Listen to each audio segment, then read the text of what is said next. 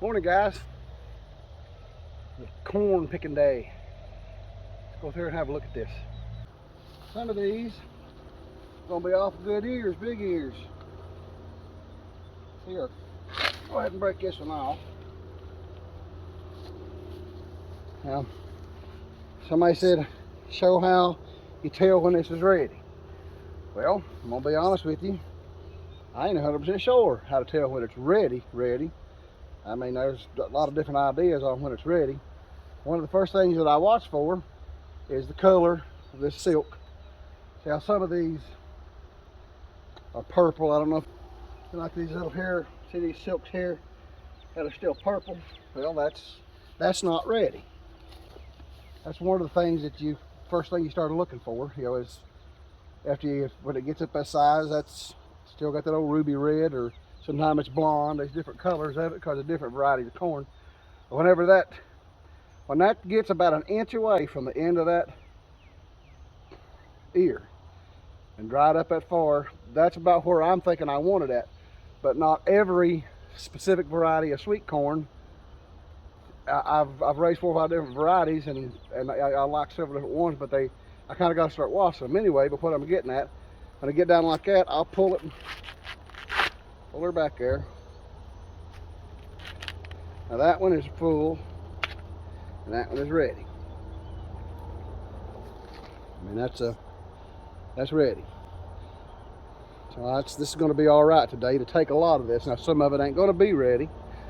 Okay, so that's ready. That's a really good looking ear corn. They're all full. It's full all the way up to the end. Your blisters up here on the top, about your last inch, are full. Of course, they're not as big as the ones down through here, all right? But it won't be. If you wait for those to get as full as this, you're a little past it. So that's ready 100%. Know it's ready. Another way, it might be a little full if you like half blister, or if you like it, not hardly as full as this.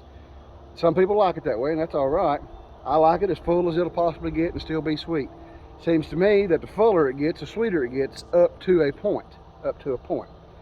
Another way to tell, you just take a bite out of it.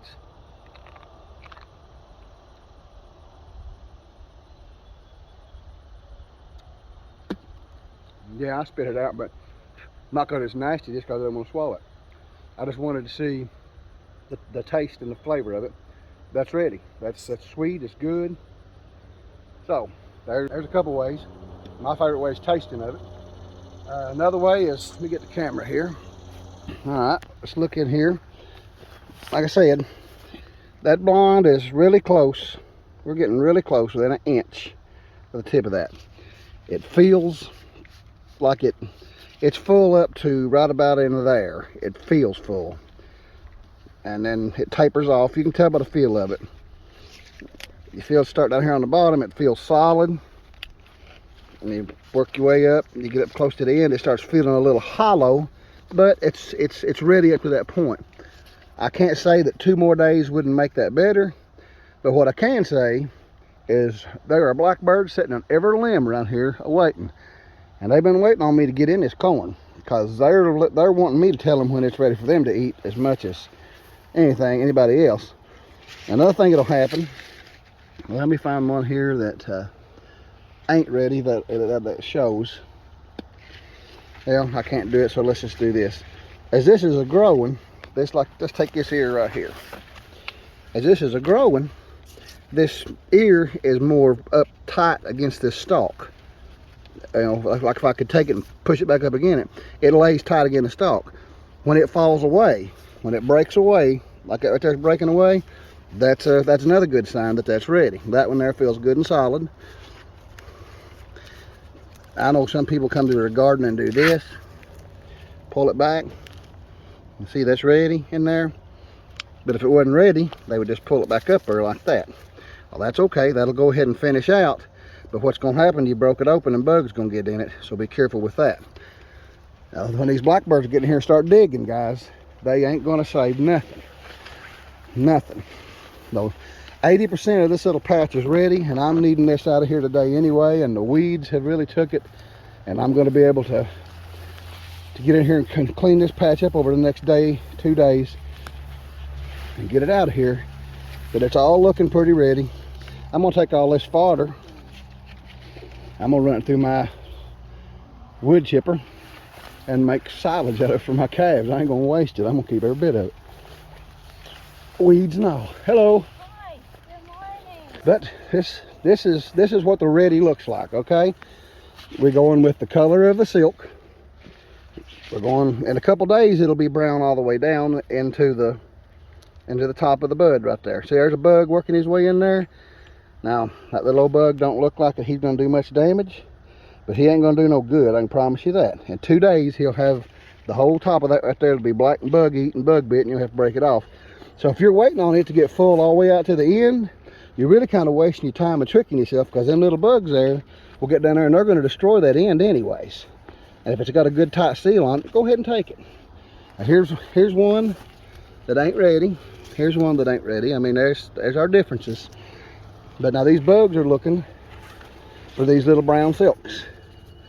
That's where they want. They'll get right in there. Okay, guys, let's get started on getting this out of here. See how many we get. Like I said, not all of them are ready. And here's something you want to look for whenever you go into your corn. You ain't the only person checking this. See that right there? You ain't the only thing checking it. See all the bugs and stuff? That's them blackbirds have scratched that back and they've sampled it. Well, you can see that's a good full ear, and they've sampled that. They know now. They know. They watch me and I watch them. They know now. If you wonder how to keep birds out of your corn, I don't know how to keep birds out of your corn. You can put up a scarecrow, you can put up a stick with a couple pie pans on it and let the wind flip and flash around. Blackbirds don't like movement at all, but you really can't stop them. The best way I ever found in my life to keep birds out of the corn is I stay out of corn. When it starts to getting really to being close to being ready, if I go in and look at it and I break out a husk and look at it, I don't leave it in the garden. I take it with me when I go. Them birds ain't crazy. Them birds are not stupid at all.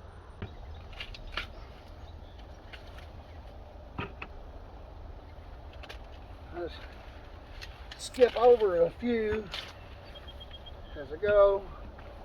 Some of them just ain't ready, but now a lot of them are. Just breaking it out. Come here. Yep.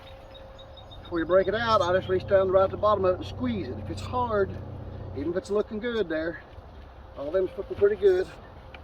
I'm taking one row on the way down so I can see how many ears that I pulled that was ready out of that one row to get an estimate of perhaps what I've got. Here's a deformation in the corn. I forget what that's called. I'll have to look it up. You know that a lot of Mexican recipes, they love that fungus right there. They say that is absolutely the best stuff ever was. I ain't eating it. You eat it if you want to, but they claim that that is a really good treat, but don't look like no treat to me. I'm gonna throw it out so the birds don't find it. I'll give that to the chickens. We just keep it pulling. Down there. I'm thinking I'm gonna get about 45 to 50 that's ready in each row today. I'm thinking, we'll see.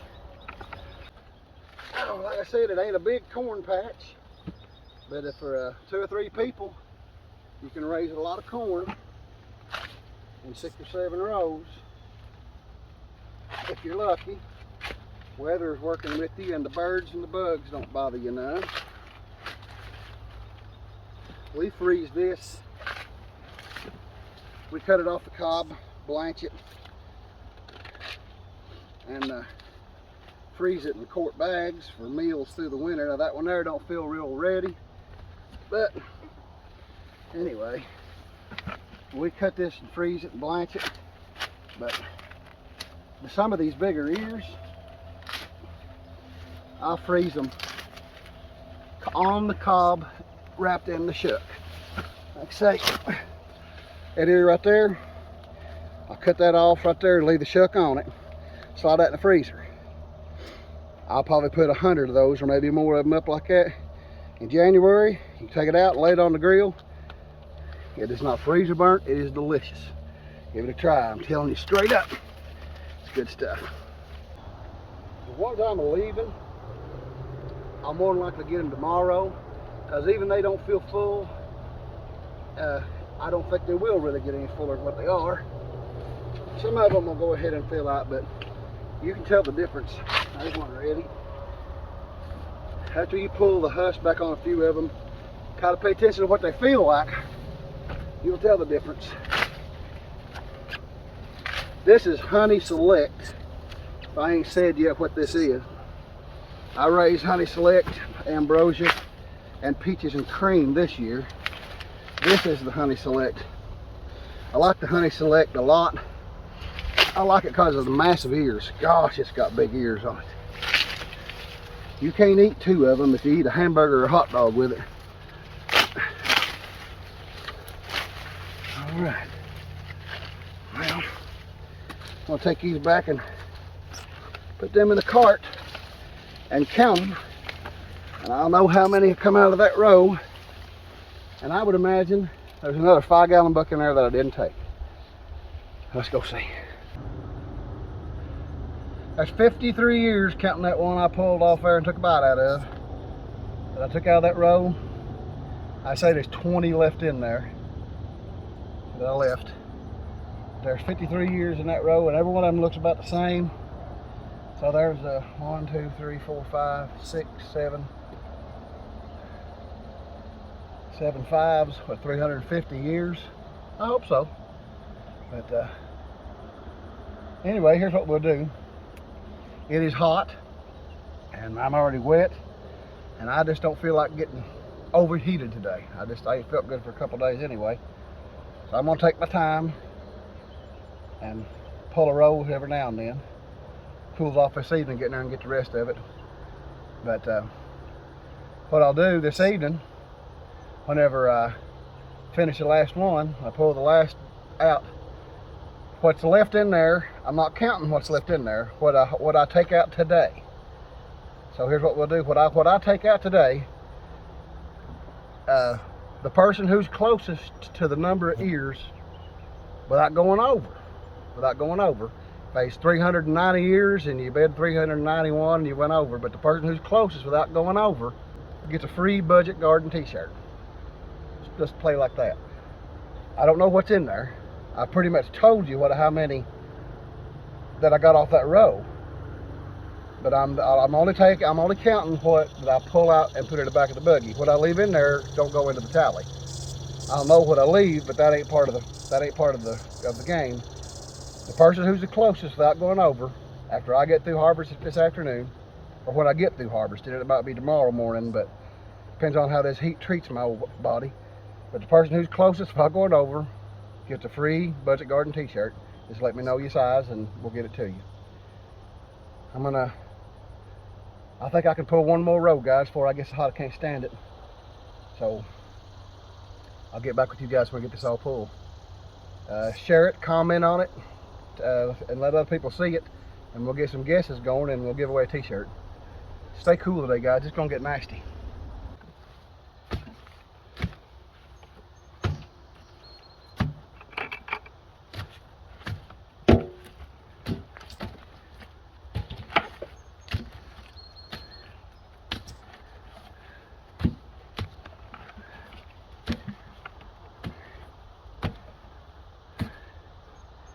I know how many that is. That's 2 rows. Happy rabbit.